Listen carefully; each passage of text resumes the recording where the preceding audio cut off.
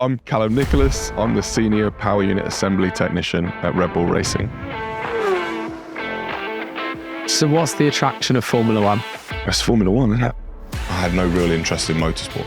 I certainly didn't get involved in the sport knowing that it was something that was going to be my future. I just busted my balls. I was just relentless.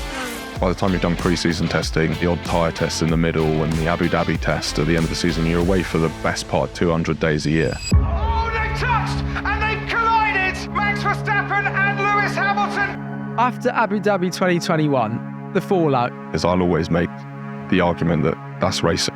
Things go your way, things don't go your way. I spent the early part of my career as being like pretty much the only black person in most pit lanes I worked in. If you don't make change, then nothing changes. You have to be the one to make change. Cal, thank you so much for joining me in the back of my van on Road to Success. Many people will recognise your face from your own social media feeds that you've grown over the years, from television, from understanding the crucial role that you play within one of the most dominant Formula One teams in history. However, in your own words, who are you and what do you do? I'm Callum. I'm a Formula One technician. Been in the sport for 15 years. I'm an author, soon to be. I'm looking forward to the release of my book on the 27th of Feb, Life in the Pit Lane. I'm a father to a young daughter. And that's me. Did you ever think that 15 years ago that would be you 15 years later? Absolutely not. Like, I don't know, 15, 16 years ago, I honestly had almost no idea what I was planning to do with my life. And did you even like Formula One and motorsport back then? Like, what did life look like and what sort of interests you had? I didn't, when I left school at 18, just going to pop that slightly closer, my friend. It's all right, you carry on. Yeah, when I look back at sort of me at 18 when I left school, I honestly had no idea sort of what direction my life was going to go in, and I had no real interest in motorsport. I didn't even really watch motorsport until I decided that perhaps it was something I wanted to do for a living.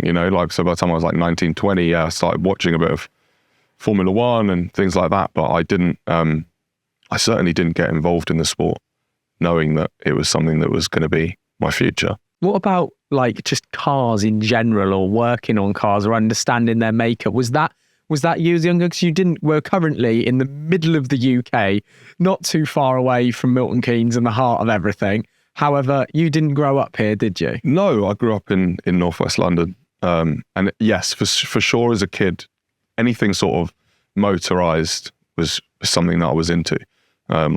Even when I could first get a scooter, I was out straight away. I learned to drive very, very quickly. I passed my test like 7 days after my 17th birthday.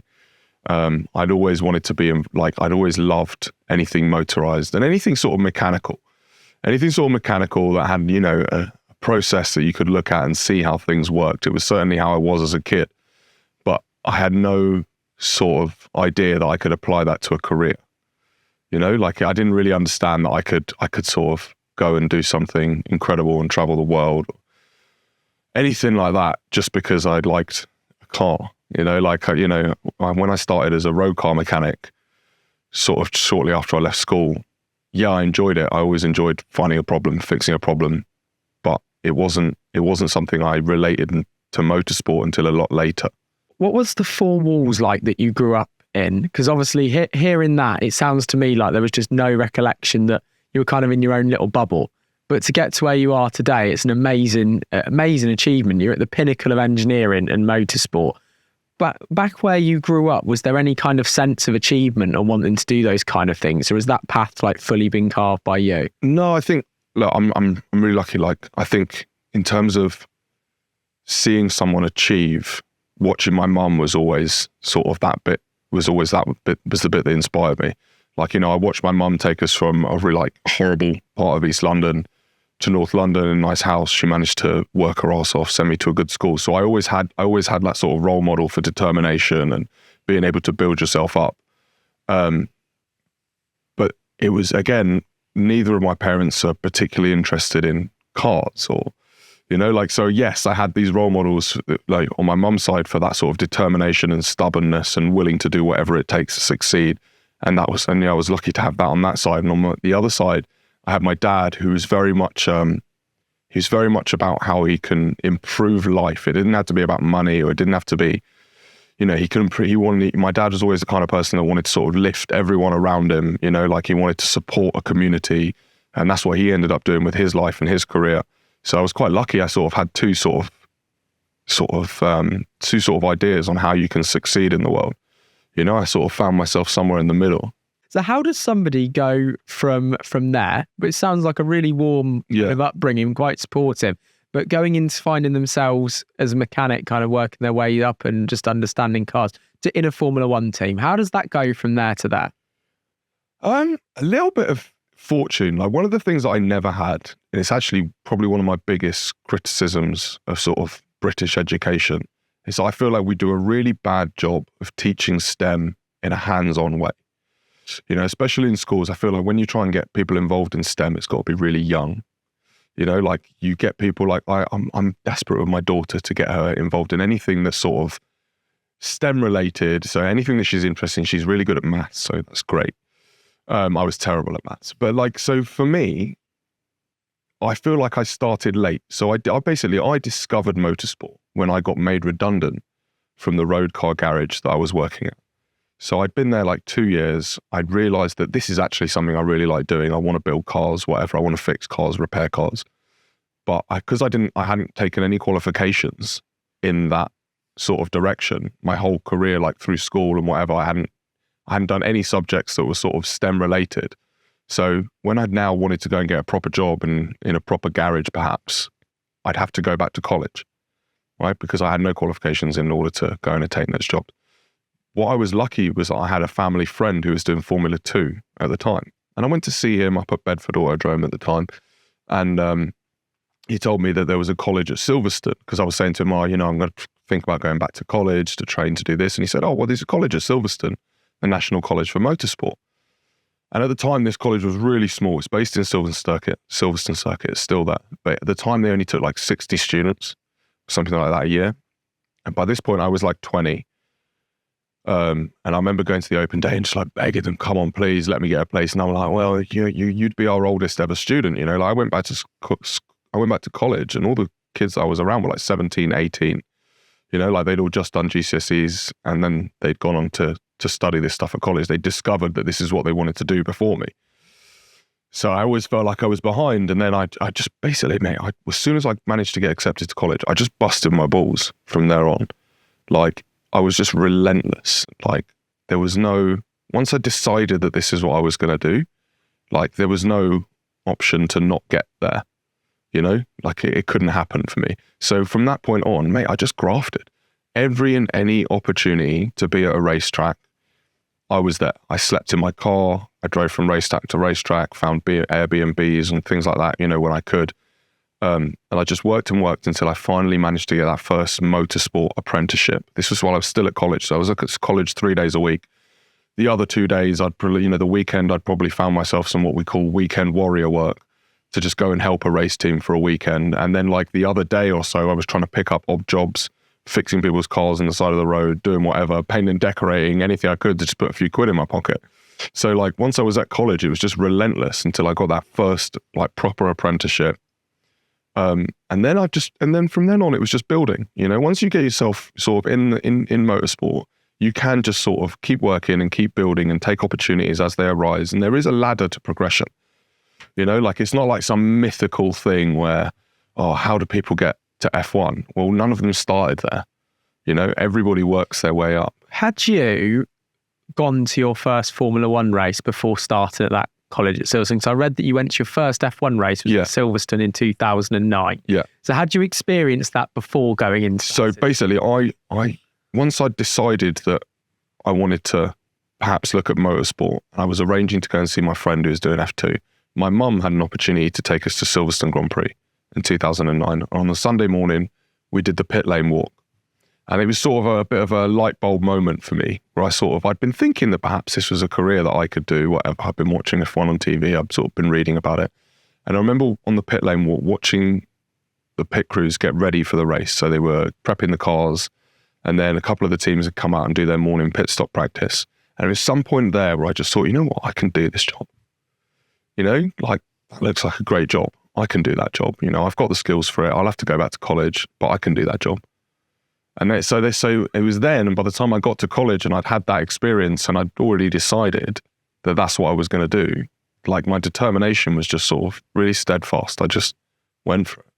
So then coming out of college was the first team that you went into, Redbull, and how did that opportunity happen? So this is what I mean. Like when I say to people, look, you know, you want to work in F1, everyone says, how do I be an F1 mechanic? And I said, well, you know, first you need to be a mechanic, then you need to be a race mechanic, and then you need to work your way up to Formula One the same way like a driver does through, you know, his series.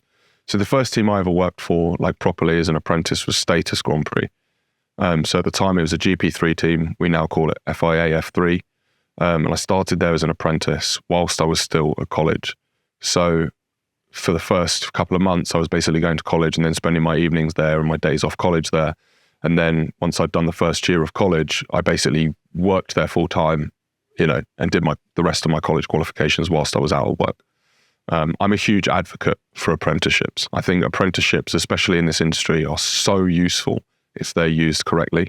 But it's, you know, the problem we have, I think, is funding for them, you know, finding funding for apprentices and a lot of apprentices. And also, you have this thing like, yeah, F1 teams will quite happily take an apprentice into their team. But what the problem is, when you start off, I think, as an apprentice in an F1 team, what you miss is all the little tips and tricks that you've learned along the way together. You know, like your sort of, your instinct, your sort of understanding. I think you miss a big chunk of it. When you rock up at an F1 team and we've got every bit of equipment you could ever want, all the data, everything you'd need, you know, you don't gain a little bit of a skill set that you gain by doing the same work in places where you don't have those tools. You know, you have to find other ways. So yeah, I always advise that finding apprenticeships and finding work experience in small, like, you know, based near you, small teams, like it's all important for your CV. But in those kind of, I'm going to call them lower leagues, the F3, F2, everybody wants to get to F1. You know, that stems down from the drivers, do you think? My point I was going with is it quite competitive even between the mechanics of the team for like spots that become available and everything and wanting to be the best? What's that kind of environment like? I'd say like it becomes more competitive, obviously, as you get on. I wouldn't say that like when I was doing, for example, like Le Mans, or when I was doing GP3 or I was doing other stuff, I wouldn't say all of the mechanics I wanted to, their goal was to get to F1. Because firstly, some of them have done that stuff. And actually the reason that they've come and done this stuff is because they want a different lifestyle. You know, F1's a very particular lifestyle. Not everybody wants it. Not everybody needs it. And people do it and then they go back and they still want to be racing, but they'll go and do these other series, you know? Like I know plenty of F1 mechanics that have gone on to do WEC. You know, not because like they were great F1 mechanics, they just like, this is a much better lifestyle for me. I have a family, whatever, you know? Where the guys in WEC are like, I'm not sure how we're going to afford these guys coming back our way. No, honestly, you'd be surprised actually. Like you'd be surprised. Like you can go and do like a series like that, do way less races a year and lose no money. Like it's. So what's the attraction of Formula One? It's Formula One, isn't it?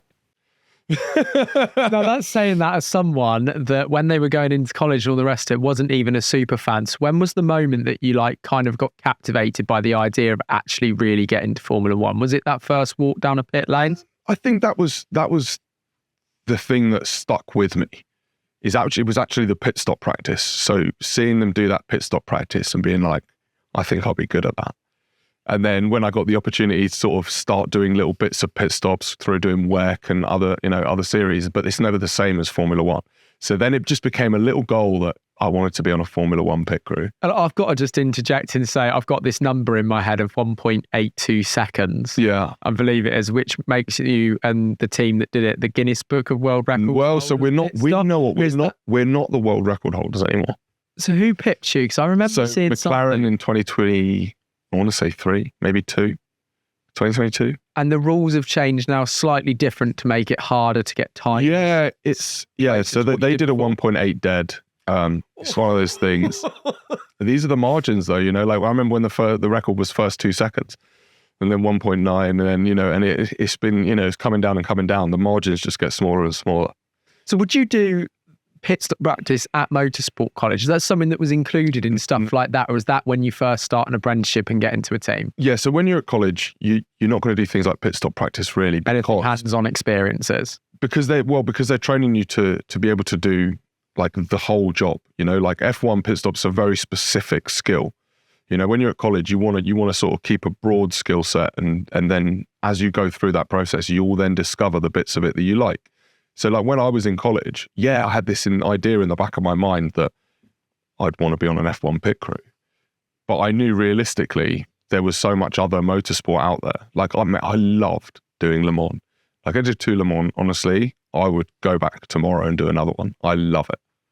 Like, so there's so much other great motorsport out there that you might just discover along your career that actually, okay, F1's cool, but there's all this other great motorsport. You can have great careers doing all of it. Like I'd like to do a Dakar one day as a mechanic, you know, I'd like to do, you know, some world rally, stuff like that. You sound exactly like how a lot of the drivers speak as well. They end up doing well when they get there, because you hear this stuff from Lewis and Fernando and all of those guys talk about the fact that they get interested in all these other leagues. Yeah, for sure. And driving. So that also comes through the garages and the types of things that you're involved with. Yeah.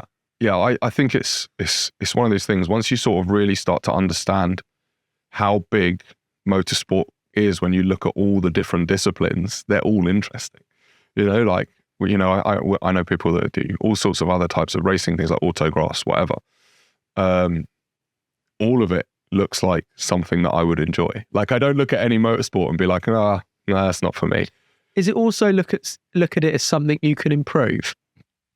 Do you know what? I feel like that's it's like massively arrogant to be like, oh yeah, I'd rock up there and I'd make that car a little bit quicker. Like, come on. You have to accept that everybody's a professional in their discipline. Like the likelihood of you rocking up and having some game-changing impact. 1 in 4 men suffer with low testosterone, and 90% of you remain undiagnosed. And I know I'm talking to you guys because 95% of my YouTube audience that watch the podcast are blokes. So genuinely listen up. If you do think that is you, all you have to do to check yourself out is order a manual test kit. There's a link in the description and the pinned comment of the video, and using the code ROAD45, you can get 45% off your order. Once you order one of those test kits, it comes in the post really quickly, and you just have to use the bits of kit that come in that kit to do your test. So I did one just a couple of days ago. I pricked my finger using the little tool that comes in the kit, and I hate needles, and genuinely, it didn't bother me. So that's saying something.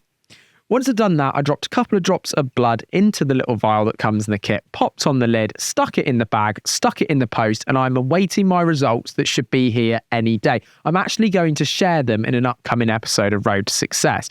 So if you want to get yourself checked out too and work with Manual on a way to get better, then head over to their site, use that discount code ROAD45 to get 45% off your kit. Thanks Manual for sponsoring today's video. Do you want to give, instead of the start, which was a more personal who are you and what do you want to do, do you want to give the corporate title of your current role? Yeah, so I'm Calum Nicholas. I'm the Senior Power Unit Assembly Technician at Redbull Racing. How did you become that? Where was it that your love for the actual engines and power side of the process came in, rather than going down the route of aerodynamics or something like that? Is that something that happened from where you started going into those lower leagues? So it kind of didn't really. So like, I'll explain. So my role essentially is I look after all the components that assimilate an engine into our chassis. So all of the parts needed to integrate that engine into our chassis are bits that I look after. So they're all like our parts. Obviously we get an engine from the supplier, and then that engine needs dressing. So it needs all of its pipe work, all of its exhaust systems, all of the other bits that make that engine work in our chassis and connect all the coolers, all of those systems. It's my job to make sure they're all built correctly, they're serviced, they're ready for use. And to be honest, it's like any other area of the car. Okay, so I was a rear end mechanic when I first started in Formula One. I used to build the back end of the car, so it'd be all the rear suspension, internal, external suspension, all the brake ducts, all of that stuff. When I joined Red Bull, I was essentially still a rear end mechanic. But when an opportunity came up to get back racing, it was sort of an opportunity and say, you know, for me, I'd never done engine work before I took on the job on the race team dealing with it. But essentially for me as a mechanic, it's all the same. I've got a book of drawings. I understand what those drawings mean. And use your intuition to sort of work out how these things need to go together. And then you just form processes and you make it work for yourself. So it wasn't that I was specifically interested in that part of the car. It was an opportunity to do something and get back on the race team. So I took it, because my other rule for anyone who wants to get involved in the sport is if there's an opportunity, you say yes and you take it. Being in the room and then figuring out when you get there is a way better strategy than going, oh, I'm going to hold out for this perfect job that, you know, loads of other people are also applying for. If there's an opportunity for you to get your foot in the door, you take it, you say yes. And how many movements actually happen each season within a garage of Formula One? Because like we all look at, and one day I'm sure the TV coverage will go this way, when you see like the team that's going to go out for a football match at the start of the game, and it says, right, up front we've got so-and-so, and in goal is so-and-so, and Mo Salah's not on the team today. I'm surprised one of the content teams haven't done this. This is what needs to happen. Like, we've got so-and-so working on the front of the car, so-and-so's on power unit, this is the guys on the pit wall. But I believe it's actually your contribution, that's the word. It's your contribution to social media and bringing people an eye into life in the pit lane and actually understanding what it's like as a mechanic, what it's like as a strategist. Yeah. Has really opened people's eyes to that. That's kind of where I'm getting at with that. It'd be really interesting to see. So how many people are working in those garages on a sort of race weekend? Okay, so I mean, you've got the base car crew. So you've got a number one mechanic, you've got a front and rear end number two mechanics, and you've got what we call a fourth mechanic. So that's your core crew of mechanics, but then on each car you'll have a technician. So like on our car, on car one, we've got gearbox technician and me. So that's your core group of people who are physically on the car all the time. And you also have an electronics technician. That's like 6, 7. Yeah. Then obviously, so you got that for each car. Then you've got a chief mechanic who sort of oversees the whole lot of it. And then obviously we've got our engineering leads. So in our garage, we've got GP, we've got Paul Monaghan, we've got Rich Warburson. All of those people are sort of overseeing the work that's going on, liaising with the factory, making sure that all the jobs are sort of getting put out there and making sure they're all being carried out the way they need to be. But they're all multiple jobs as well, though, because you all then come together to do a pit crew. Do a pit crew and pit stop. And then obviously, as well as those people we've got, then you've got your performance engineers, your strategists, obviously your CEO and your directors sitting on the pit wall. So what you have in each team is you have 60 operational personnel. So that's 60 people whose jobs are directly related to the running of the cars. Outside of that, obviously you have marketing, comms personnel. So you end up sometimes, some races you end up traveling with well over 100 people. Now I know the cars have got bigger, but you can't fit 60 people around a car when it's actually need to repair it. So like when something's happened, like, I mean, granted, it's been amazing, the record of actually, especially on Max's side, the garage, to be fair, of not a lot of damage. But when a car is crashed, is there sometimes too many people working on that? Does it get quite heated? What's that environment like? Like when you've all got a bit of space kind of to come together, or does it come together like a band when you all just kind of orchestrate putting it back together? Yeah, so I think we're quite good at being calm in these situations. You know, like I think as a team we're sort of, there's no one's running around panicking with their, you know, headless chicken. It doesn't really happen. So it's just about process at that point. So you get a car back, and if it's a really bad crash, you're going to need to make sure you're plugged in and that the car's electrically safe. And that's a whole process and procedure. And everybody knows what they need to be doing, whether they need to be out of the way, whether they need to be with gloves on, all of that stuff. And then after that, you just work together. And what we're quite good at is knowing how we're going to operate as a group. So that's the reason why we've always got loud music on, right? And guests come into the garage and they're like, I don't know how you do it. Like, you're not even talking to one another and you're just getting on with it and everyone's working. And yeah, that's it, you know. So if you're telling me if you were a driver out on the track, you'd have through your radio and they're not talking some kind of rock music going, because that's how you perform at your best. But honestly, like, you know, yeah, especially in those sort of situations, there might be times where we do need to communicate. But for the most part, everybody knows what's going on. You know, we know where we're at with this. Let's say we've got crash damage to repair.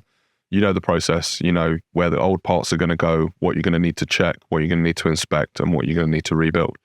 And everybody has their role. So it's a well-structured thing, an F1 team. So I know that if I do my bit, which is making sure, so in that instance, for example, I know that the most important thing for me to do is to make sure if we're going to need to change an engine, that spare engine's ready.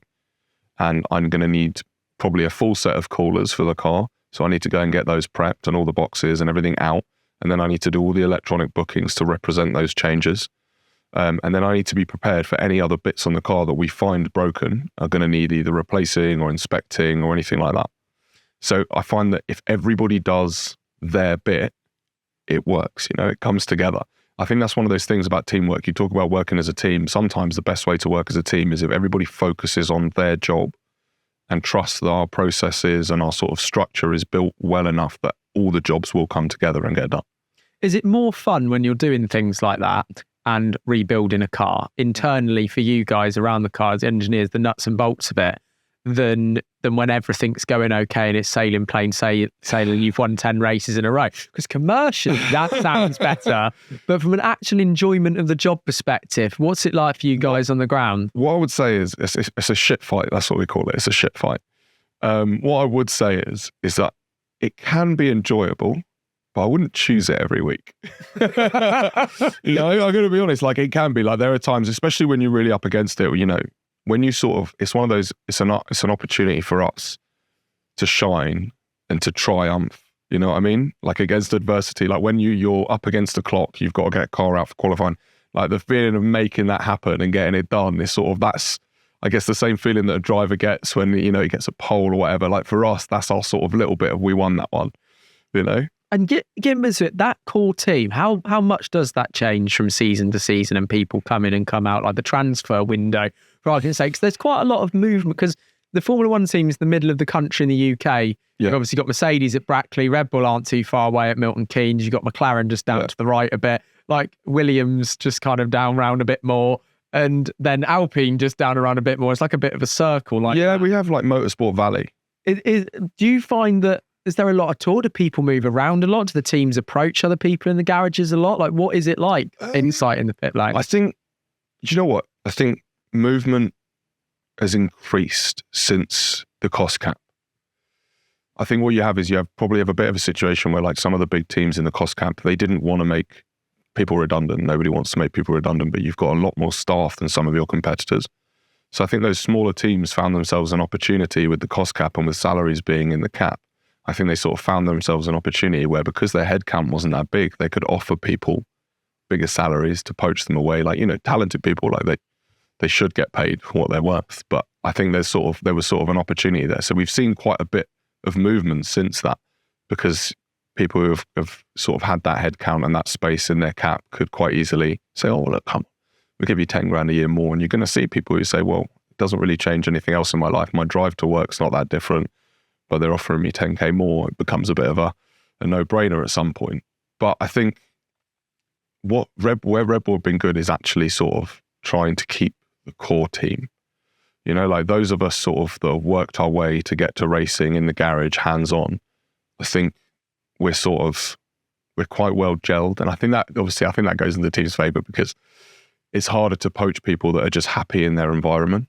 Did it then send shockwaves through when Adrian Newey left the season and Jonathan Wheatley? Like, that must have some sort of conversation. Yeah, it's one of those things. I think everybody understands, the same, whilst you might be like, oh my God, this person is leaving. At the same time, we all think about like our careers and what we want to do. And we sort of understand, like Adrian, it seemed to me like he wanted a bit of time off and then wanted a new challenge. And that's sort of understandable. You've been with the team for a very long time. Sometimes you just want to make a change in your life, So it's not necessarily about it being some shocking thing for us. I think people see opportunities as well. Like, Jonathan Wheatley saw an opportunity to go and be a team principal, and good for him. Like it's one of those things, like you can't, like I said before, when you find these opportunities in motorsport, if you want to build a career, you can't look at these opportunities and keep passing them up. There has to be a point where you say, yeah, I'm going to take that leap and I'm going to take this opportunity. What I find fascinating about the fact that you've written the book for like a fan's perspective is because if you've got like 100% of viewers of something, like the way I would through a TV screen, you see that through the lens of the media, what Formula One is like and then how they portray stuff. It'd be fascinating to see what the difference is when you actually talk to people like you that are on the inside, because when you're in that garage, you can't necessarily see if there's 100,000 more fans at a race, or if or if it's much different.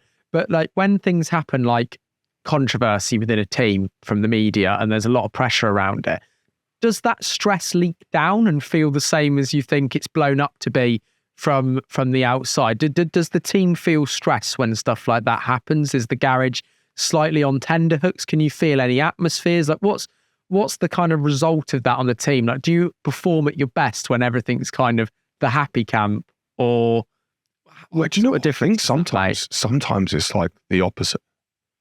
You know, like I feel like certainly in the pit lane, I've always felt like as a pit crew, our best weeks are the ones where they've been really tough.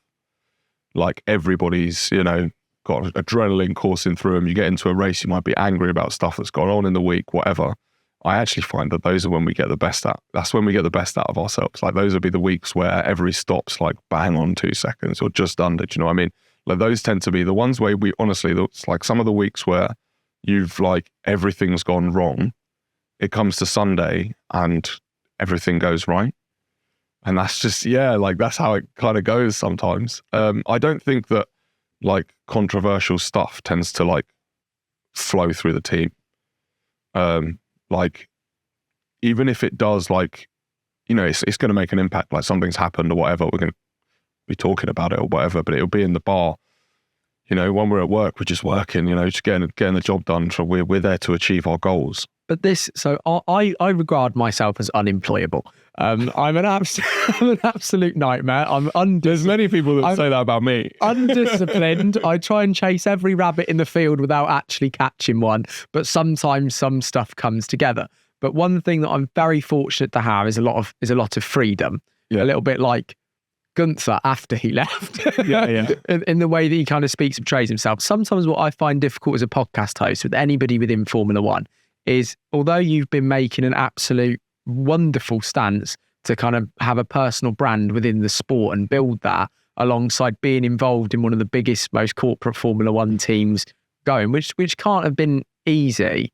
Like, do you struggle when you come onto podcasts and when you are sat with your friends down the pub, for argument's sake, and they're asking you stuff that you just can't talk about? Is that a bit of a struggle? I mean, because so many people love Formula One, so many people want to know, you know, who's out, who's in. Has this happened yet? I was asking you in the kitchen in the house before we got in. You're like, look, man, if there's no official statement, I can't say anything. Like, after Abu Dhabi 2021, the fallout, you're down the pub, your mates say, was this right? Was this wrong? Is that something that you struggle with? Is that something you find challenging? Fair, that one's an easy argument, because I'll always make the argument that that's racing. Do you know what I mean? Like when I look at 2021, I go, you know what? That's just racing. Things go your way. Things don't go your way. You try and prep for it as best you can. Sometimes the call you make doesn't work out. It is what it is. That's always been the case. So like that in that particular example, no, I don't have any issue. That was like, to me, I look at that and it's like football prior to VAR. Yeah, exactly. And I'm not being funny. I don't think football's any better for VAR. Like, honestly, there were days when you'd be infuriated at a call that was so obvious and everyone saw it except the referee, but also that was football. You know, things went your way, things didn't go your way. Like, I'm not all for this, like, sanitized sport business. So do you think the fundamentals of F1 is getting better, or do you think it's seen its best times in terms of what the sport can be? No, I don't think it's fair to say it's seen its best times. It's like, it's growing so quickly. Things are changing. I think growing's growing, but racing's racing. When I talk about racing and like the actual fundamentals of it, what's been your most favourite year with the team in terms of like enjoyment? 2023. Well, when you won 10 races in a row. Yeah, I mean, it was so nice, 23. Like, we'd rock up and literally, obviously Singapore being the only one that we didn't manage to grab a win. But even there, like, we went into it, everybody was aware that Singapore was going to be an issue. So it wasn't like oh no, we've got to Singapore and whatever. Like, we were like, oh, if we could somehow manage to magic a win in Singapore, it'd make the perfect season. But we all sort of understood from talking to the people around us in the garage that Singapore was likely going to be a problem. So 2023, the rest of the year was just, mate, it was joyful. I find that fascinating because, like, we've seen with Mercedes sometimes, they seem to be the ones at the minute that really don't know either way if they are going to perform or not? Like they don't quite have a handle. You say that you I knew. think it's been a little bit like that for us, Is it like that sometimes? That's what I'm saying. At the end of 24, and even like midway through the 24 season, we genuinely like didn't understand some bits. And Can't go out, maybe good, maybe bad. yeah, mate. And honestly, it was a little bit like that at times, and it's sort of everybody sort of just worked and sort of trying to claw back this sort of understanding, and we made some progress in here, and obviously we'll try and look into RB21 and make it the car we all want it to be. But yeah, mate, best season was 23 for sure. It was wonderful. And was that when you decided to start writing a book? So actually, yes, it was. So I started I first sort of put pen to paper to say, was Bahrain Grand Prix. So the Bahrain Grand Prix 23, that was that week and sort of the week before, just after testing, when I sort of first decided I'd quite like to write a book. It was something that I'd been discussing with my friends for ages. Like you said, you come home and you talk to your mates and you tell them stories about what's gone on. And they'd be like, oh, you could make a great book out of this. And it was something that people have sort of been saying for a while. And then I thought to myself, once I sort of understood how sort of important I could use my sort of platform for a really good use. Right. So on Instagram, I get so many messages from people saying, mate, just seeing a young black guy with dreads, I'm not that young anymore, but seeing, someone who looks like me or someone who looks like members of my family being able to do something that, is a sport that we love to watch, but we didn't know how we could start careers in it, and sort of realizing that for me, that I could inspire people to sort of take on careers that they might not have considered prior, was sort of one of the reasons why I wanted to write the book in the first place. And then I started writing and I sort of understood that it could be really quite something that could be a really useful tool for those who are interested in the industry and interested in STEM. And also it could be really insightful for people who, don't want to work in the sport, but like the sport and want to understand more about it and what it's really like to be on the road for 200 days a year.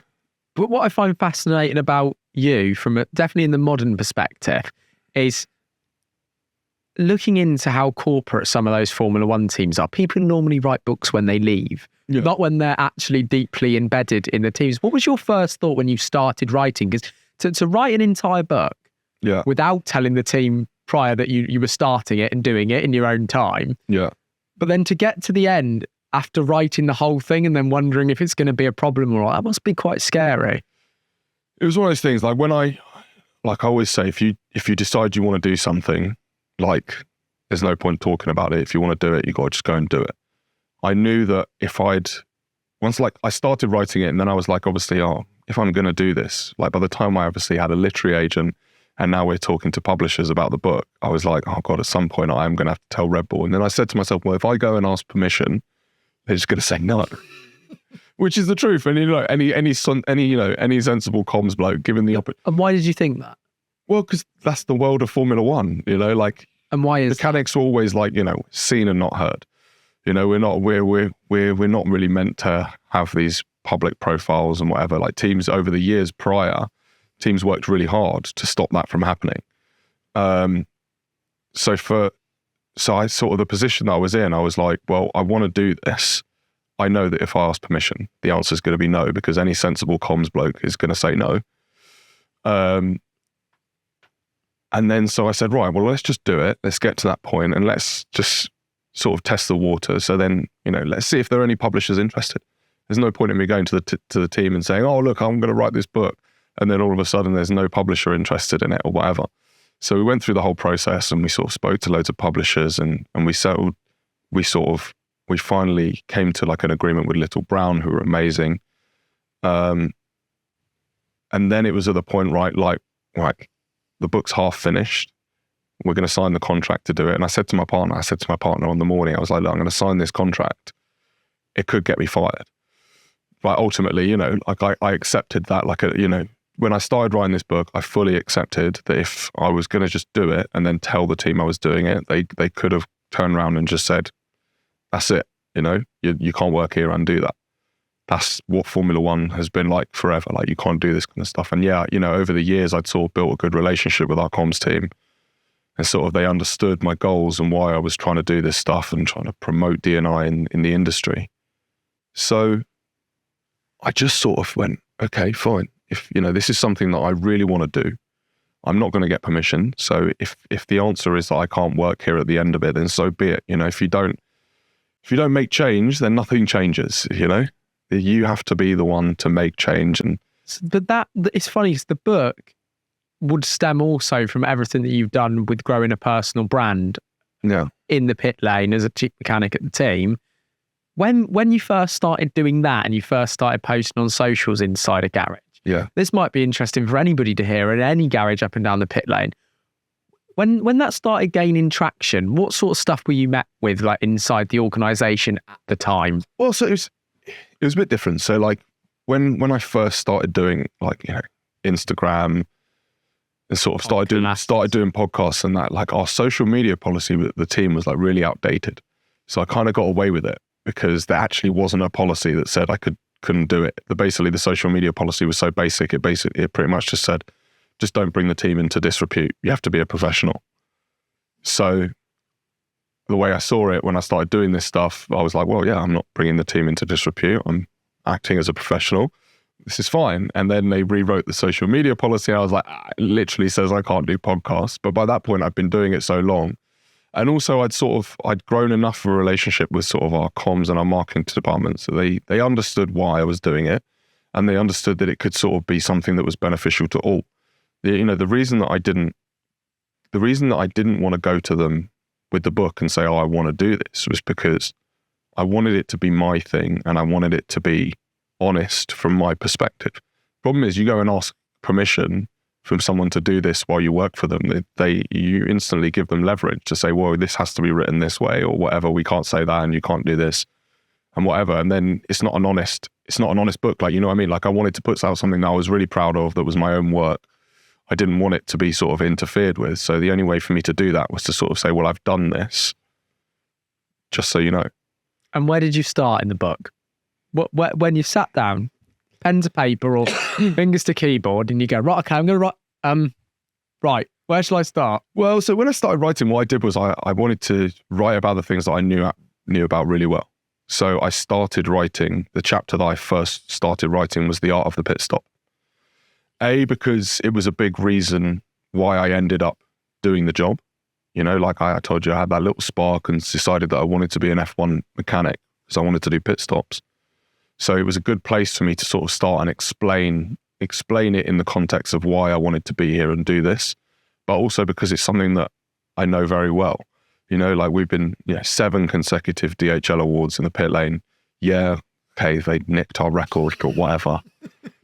You're so bothered. I'm so bothered. Are you convinced you guys will get that back? Mate, it's tough, man. It is really tough with the delays in the software and whatnot. Do you know, like within yourself, within 0.1 of a second after it's done, whether that was good, bad? Do you think you can pretty much tell the time without looking? Yeah, pretty much. Like you do enough practices that you know when they're really quick, straight away.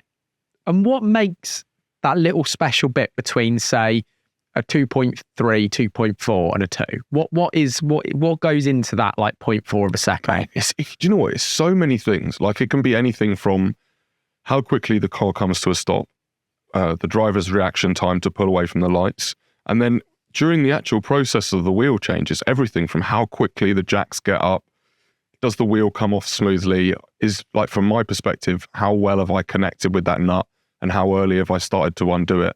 Like for me in an ideal stop, the nut's coming loose as the car comes to a stop, so by the time that the car's in the air, that nut's already loose. So that the moment it lifts off that contact patch, it can be pulled off. That's the ideal timing, So does everybody get trained in every part of it? No. So what we tend to do is, like, obviously people who've been doing a job for a long time, like I was, when I first started at the team, I was doing left front wheel off. That was the job I did. I've got a long reach. I was good for it. Did hurt my back a bit. But I was a reserve gunman. So in practice, I'd every now and again in like FP1, I'd step in and do the practice stops and sort of build up to being someone who'd be ready to replace someone who left the team. So when someone left the team to go back to the factory and that gunman role was available, I went into that role and I've been there since. But what we tend to do is over the winter, we tend to use the time in like sort of pre-season to try people in different roles, because people, you have to have stand-ins in every role ready, because you never know when someone's going to pick up an injury or, be unable to attend a race weekend or something like that. So yeah, we do have people trained in more than one role, but it's not like everyone will train in every role. Like there's certain roles I know I'd be no good at. Like I know I'd be no good at rear jack. Why? Oh man, it's so hard. I honestly think it's the most underrated job, and we give Ed loads of stick, right? So Ed is our rear jack man, and we give him loads of stick just for fun, right? But it is, honestly, it's intimidating because the car's going to come past you and you've essentially got to chase the rear crash structure. And like the bit on the jack is only like, that big, and you've got to hit it and get it up in the air like so quickly. Whereas at least with the front jack, the car comes to you. You haven't got to like chase it. And you don't want to miss it. It's only that wide, the crash. Depends what driver's coming at you, and then yeah, like it's one of those things. I wouldn't want to do rear jack. I've done it throughout my years. I've done most jobs on pit stops. I've done wheel off. I've done rear wheel on, which is probably the toughest physically. Like those rear wheels now, they're really heavy. Those 18-inch wheels. So yeah, I've trained in most over the years. But people don't train in all jobs. You'll have specific reserves that will be ready to step in each job. So when you say about I wouldn't want to do that because of the challenge of it and how it just do my back in. Oh really? Oh mate, it's back-breaking work. Like the wheel on guys, like they honestly, it's explosive power. Like they have to be in the gym. They have to be. Because when someone makes a mistake, and ultimately it's a group of people coming together to try and perform at their best every single time. And the reason I'm making some comparisons with football is because I think the emotions can kind of come over, which is when someone misses a penalty and they feel the weight of the whole team behind them on them. That can be a horrendous moment. It's just going to happen that if in your career you're going to take 100 penalties, yeah, very rare you find someone that's going to score 100. So is it like the same with the pit stop? And have you ever experienced that moment, which is like, damn, that was me that on that stop? And what's it like? I think, yeah, like you said, it's one of those things. The first thing you accept is that, mate, you probably do like 100 live pit stops a year, race pit stops. Not every single one of them is going to go perfectly. So you sort of accept that going into it. I think for me, in situations where I've had bad stops, firstly, like your colleagues will give you stick, right? But not for a week or so. Like when you're there and it happens in a race, they'll pick you right back up, help you get through the rest of the race, because you can do a bad stop. You've still got 2 or 3 or 4 more to do that day. You can't let that get in your head. You have to be able to reset. And mate, everyone in the garage is brilliant. Like in those situations, everyone's there to pick you up. Don't worry about it. Put it out of your head. Let's get back out there. And that's really important in the moment. But yeah, for sure. Like I've said before, we have like a WhatsApp group for the 4 gunmen. And mate, every week someone's either bragging about how quick they were that week or giving someone some shit for like, you'll get a screenshot of me missing a wheel nut. It must be similar to like traveling as a band. Yeah. Because you must get really close with the people that you work with in the garage, because you are with them so much. There's now 24 races. Was it 23 or 24? 24 races. 24 races in a season. Is that too many? I don't want to do any more. Do you think there'd be some really real strain if 1 more, 2 more did creep in? I think, like some teams already have, introduced staff rotation. I think that's going to become necessary for pretty much every team in the future. But I think for me, look at it this season, by the time you've done pre-season testing, the odd tyre tests in the middle and the Abu Dhabi test at the end of the season, you're away for the best part 200 days a year. So you are really close. Like you said, it is like being a band. You're with these people, you eat, you're in the hotel, you're flying with them, you're in the garage. In terms of hours, I probably spend more time with some of those people than I do with my partner. How does that make you feel as a family man with a kid? Did you ever come against that in your head as a challenge, or are you so focused on what you set out to do and as a career? Is that a really hard balance? It's tough sometimes. So like there's certain days, it was Brazil this year was my daughter's birthday. It was a tough day. It's one of those days where you rely on the people around you in the garage to just pick you up, carry you, get you ready to just carry on. It's where we're quite strong as a team of people, in that when you need the people around you, they will be there for you. I wouldn't, at the same time I like to travel. It's tough and the days are long. Being away is difficult. But at the same time, it's become like an ingrained part of your life. Like I've been doing it so long, it'd be weird if I went the whole year and didn't travel at all. I don't know, it might drive me mad. When you've done so much of it, is jet lag even a thing? It's something I've always wanted to ask. I'm fascinated by it. Like, do you guys just picture that there's no time zones anymore? No, honestly, it can be so bad. Like, we're quite good in terms of, and obviously we have people of the team that help us with it. We know when we should try and sleep, and whenever you're changing time zones, how to sort of get back into where you need to be. But mate, it's tough, man. I always struggle most like when I come home, and in particular when I fly east. So like when I come home from America, whatever, that's every time. It put me down for like a day. And then obviously Australia's a killer because you're there for like a week. Like we used to be there for a week and then come home. And that used to do like the beginning of this year when we did that and then came home and then back to Japan and then came home and China. Like that little stint, the jet lag was insane. But when you are in that moment and you're a bit jet lagged and you're a bit broken and you're on race 22 out of 24, we see, especially towards the end of the season, team principals and disagreements and people starting to crack. And obviously on TV, it's very visual because, as you said, it's mostly the drivers, the team principals that get a lot of the spotlight. That's a lot of what's going on. We don't see any of that necessarily in the garage, or not a lot of it. What is the difference in the competitiveness between two team principals, take Toto and Christian, versus the chief mechanic on Max's car versus the chief mechanic on Hamilton's car in 2021? Is there anything there? I think pretty much everyone who works in the paddock knows how to separate, one side of the garage is where the racetrack is and the other side where the paddock and everything else in the world is. Certainly that's how it's always been for me. Is there any mind games during a race in the pit lane with pit stops? Oh yeah, for sure. I mean, 2021 with Mech, that got quite sort of like it got, it got beyond gentlemanly.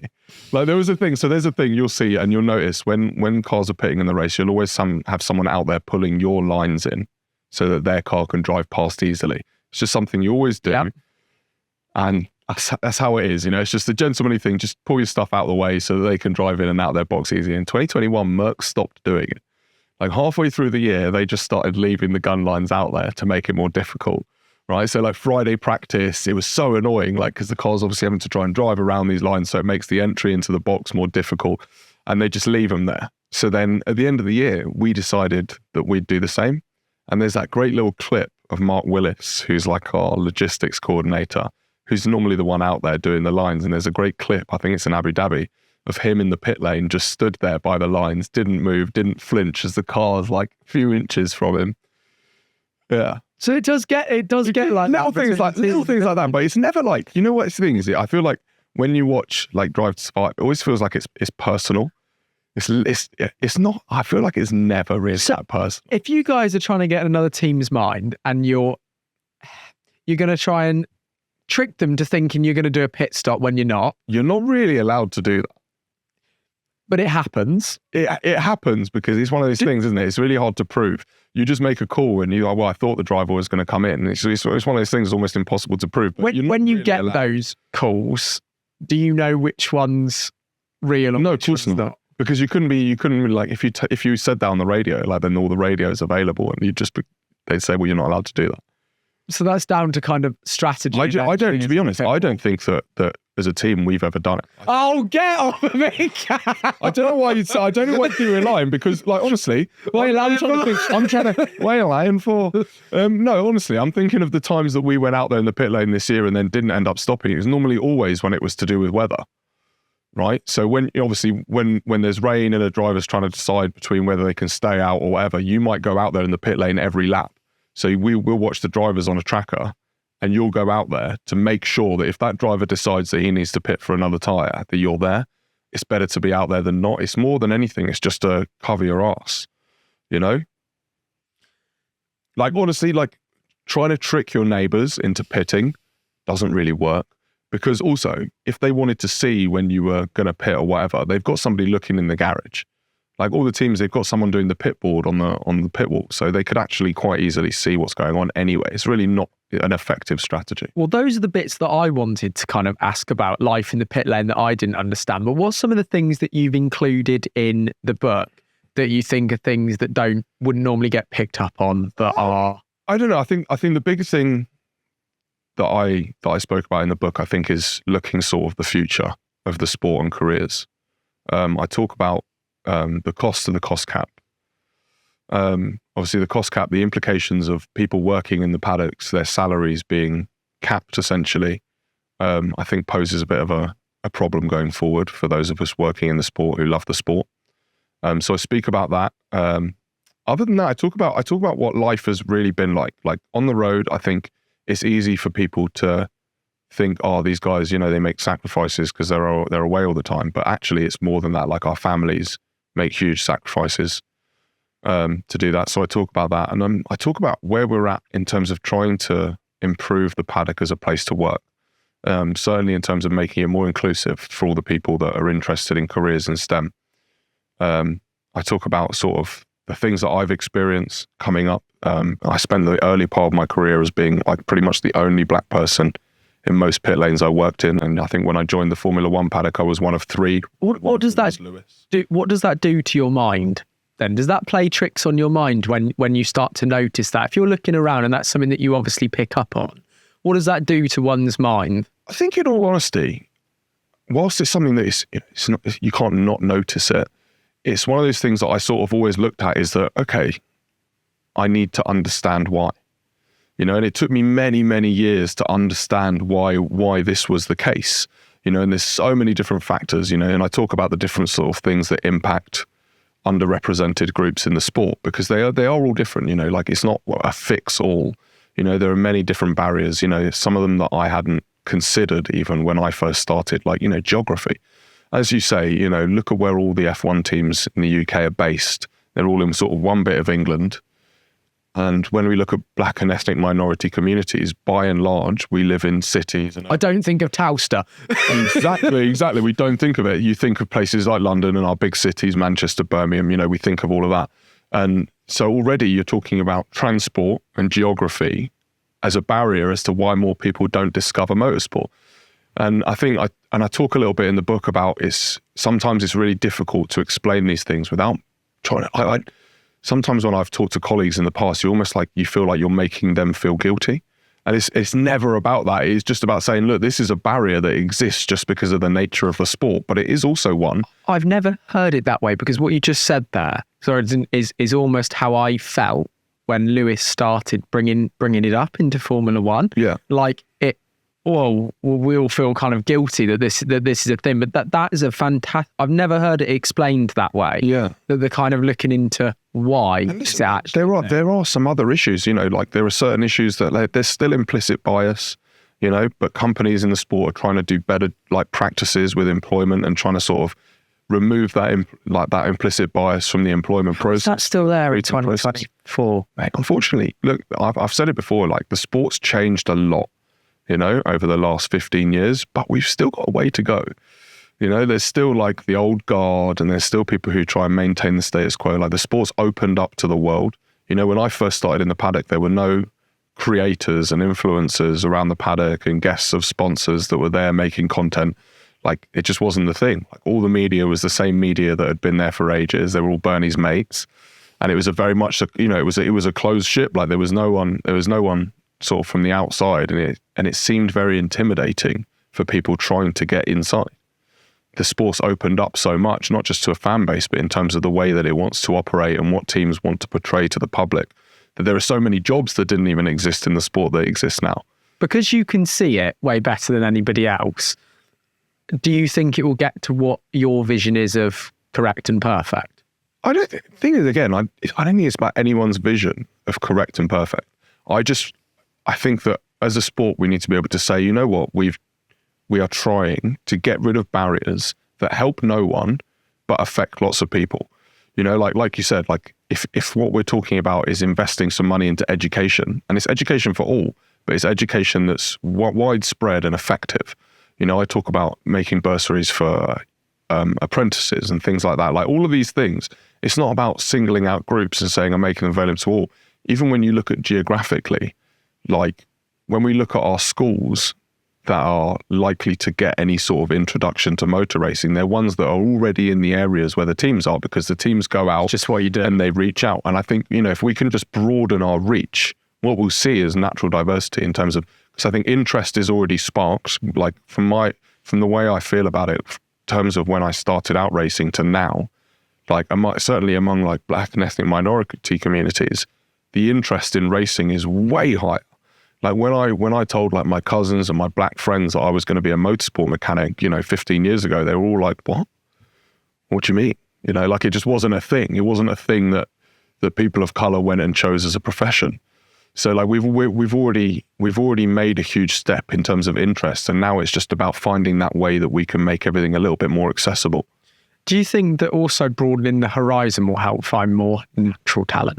Yeah, for sure. Because when you look at people, like I'm absolutely obsessed with Max. Like he is my favourite driver. I like the way he goes about his racing. I also like that kind of rough and rugged edge. Yeah. That it's just like, it divides opinion. It divides fans. Yeah. Was that right to do that? Was that right? But I do like his kind of edge, which is come near me and it could be dangerous. I think when you talk about finding like those kind of talents, I think that the biggest thing that's sort of still for drivers, mate, is motorsport is so expensive. So like I've worked with plenty of like super talented drivers that could just never find the funding to keep pushing and keep pushing. What about super talented drivers that find the wrong seat?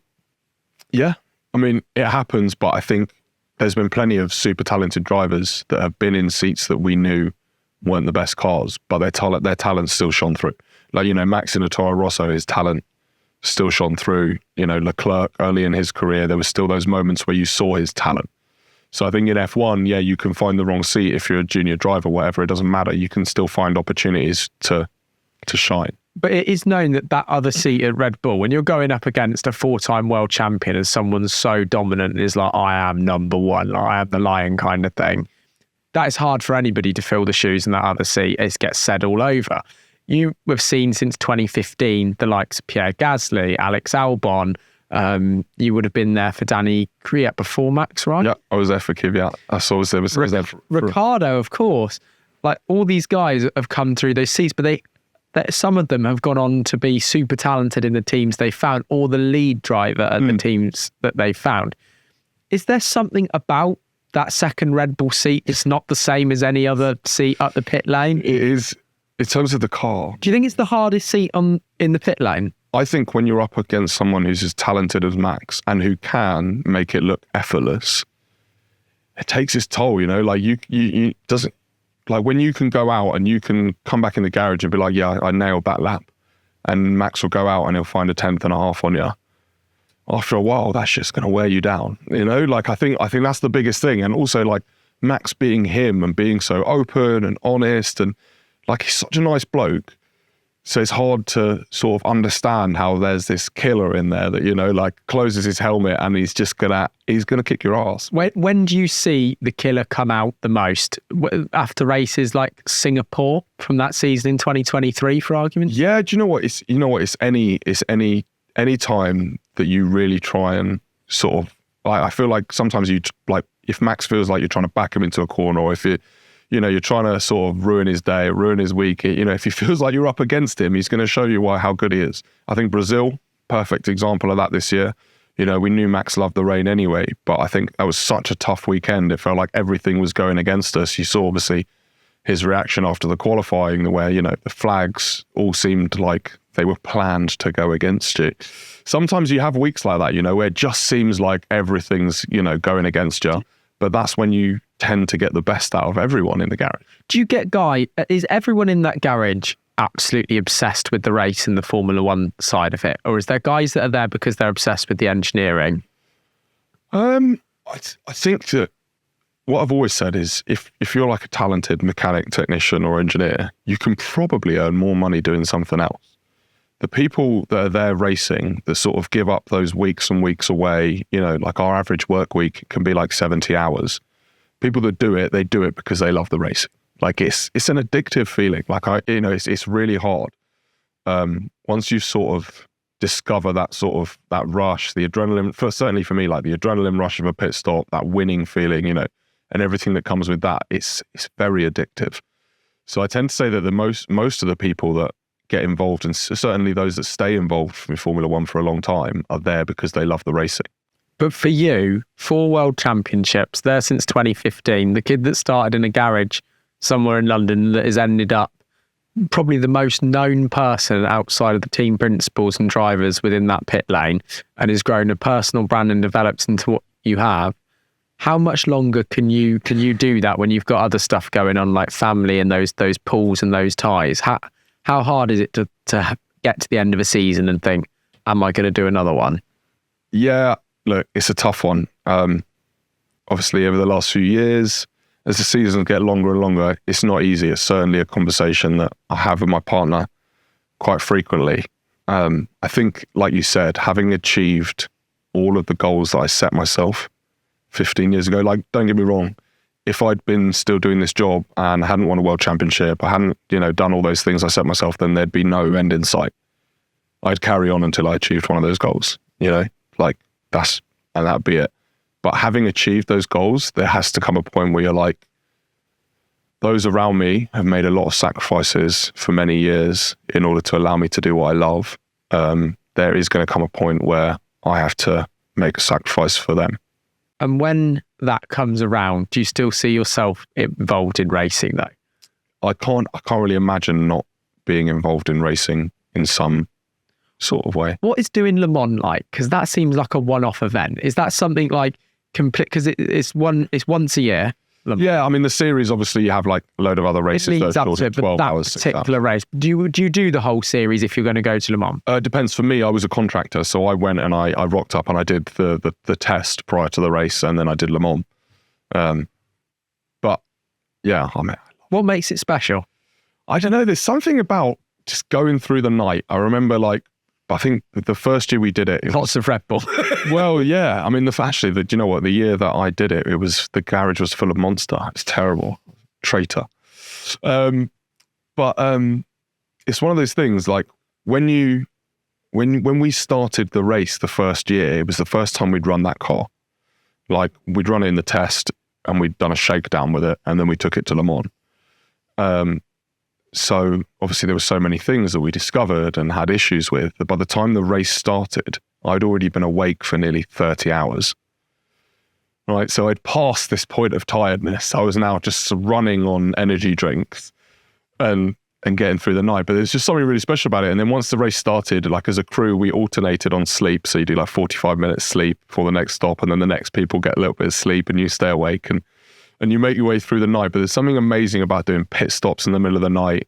The fact that this race goes on so long just means that the possibilities of what can happen and the outcome can change so quickly. You still love the pit stops though. You live and breathe them. I love it all. To be honest. I hate packing up. That's the worst bit. That's the worst bit of a race weekend for any mechanic. Do you ever not have the parts that you need for the car? Like, because obviously when you're in the factory, you've got everything you could possibly need at your disposal. If you don't have it, you can just make it in a way or get it. And is it difficult at a track when you're working within a set limit of what's there, or is that just... We tend to be pretty good at having everything we need. There might be situations where you're like short of something. So you might have, I don't know, like a damper. There's a certain spec that you want, but you've only got 2 of them. But it means you don't have one in the spare. So it means when you change, you might have to put a different one in the spare. If anything, all it does is make a bit more like physical labor for people over the course of the week, moving stuff around in order to make sure you've got what you need. But for the most part, we're pretty good. Like, stuff arrives late sometimes. We push the limits. It's like everything we do at Redbull. We push the limits with this stuff. But other than that, yeah, we're pretty well organized. And how do you find, like, you've obviously got a great relationship between the people working around the car. How good do you have to have your relationship with the driver to understand what they want? And how much of a difference can that make? I mean, obviously the most important relationship is the one with your engineer, in that sense. For Max, obviously the relationship between GP and Max is a very important one. They're very, very close. They understand each other very well. They're very honest and open with one another, and that's such an important relationship. Bono and Lewis. For us, like, in terms of the performance of the car, the relationship doesn't matter. But Max, he's a nice guy. Like, so you do end up having a relationship with him out the car, and whatever. But it's very much a sort of friendly relationship rather than like sort of a professional one. If Max were to stop racing, do you think that would be a big catalyst moment that would make you think about what you want to do outside of Red Bull? No, I don't think so. I think that for me, at the point I'm at, I'm always just going to sort of do what I think's right for me. I don't think it's sort of going to be triggered by anything else. It's sort of me finding the opportunity to do what I want to do when I want to do it. Have you ever had a moment where you didn't think that you wanted to be in the pit lane? Yeah, I mean, like Jules Bianchi's crash in Japan 2014 was a tough one. Will Buxton said exactly the same thing. Yeah, I mean, I was like the rear end mechanic on that car. So it was quite difficult. You know, I was like 24 years old. I wasn't really prepared to have built a car that a man had an accident in that later cost him his life. So for me, the weeks after that were very, very difficult. There was sort of plenty of times where I sort of thought to myself, what am I doing here? You know, like, what are we doing here? But yeah, so yeah, that was the worst day ever in the pit lane. That was probably sort of the only time I've really considered being like, I just don't want to do this anymore. Because we obviously know that risk is there with motorsport. The amount it's been done to reduce that risk is unbelievable over the years. From someone watching on the TV, not brush it off is very much insensitive and the wrong way to say it, but you know the risk is there, and at some point, you know, with 100 chances, it's going to go wrong somewhere for someone. But that doesn't make it any easier inside the garage, right? Does it still feel unbelievably unexpected because you just go there and it's the norm to put the car out on track and it comes back? Do you know what? I don't think necessarily the crash itself was something that you don't expect. You understand, as you know, the conditions in Japan that day were horrendous. You know, you know like you said, you know the risks.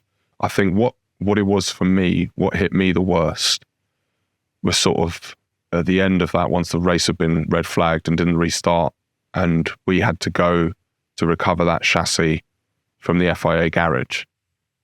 And we walked in that FIA garage and they took the cover off of it. And I just saw the chassis and I just knew that there's no way somebody could have survived that. I think that was the bit for me where it really hit me. And I think I managed to get out of the garage and I sort of went around the back and I just had a little sit and sort of cried for a bit. And one of my colleagues came to sort of talk to me.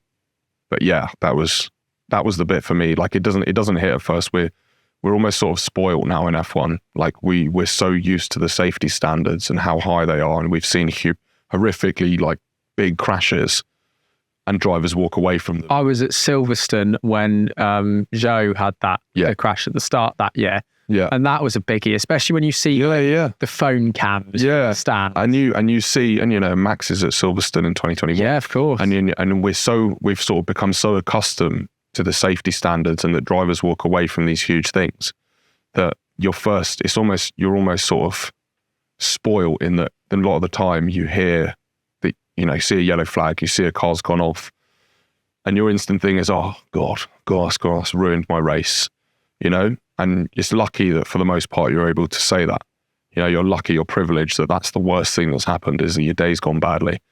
I think when it really hits you, the severity, like when it hit me, the severity of what Jules's injuries were going to be, when I saw the state of that chassis, you know, it changes everything. It changes your perspective on.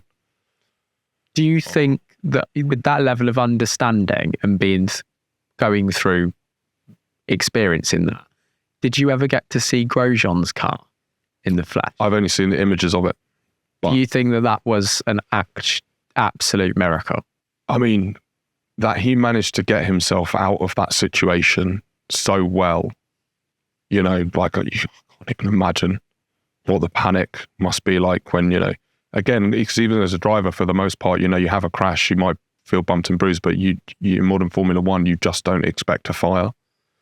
You know, the cars are so well protected from that you just normally do not expect fire. So for him in that situation, experiencing something like that and being so quick to manage to get himself out of a space, like I can't imagine what it was like. I mean, when Netflix appeared, it was about 4.5 minutes, but it was in reality, it was like 30 seconds and out of the car, wasn't it? Yeah, it's insane. Well, you've experienced a lot of different things in that pit lane. Life in the pit lane definitely isn't what it always is portrayed to be through a lens. I must ask, this is my funny question towards the end. Does everyone run off when Ted Kravitz appears outside the garage? What, outside our garage? Yeah. No, I think we just like stare at him.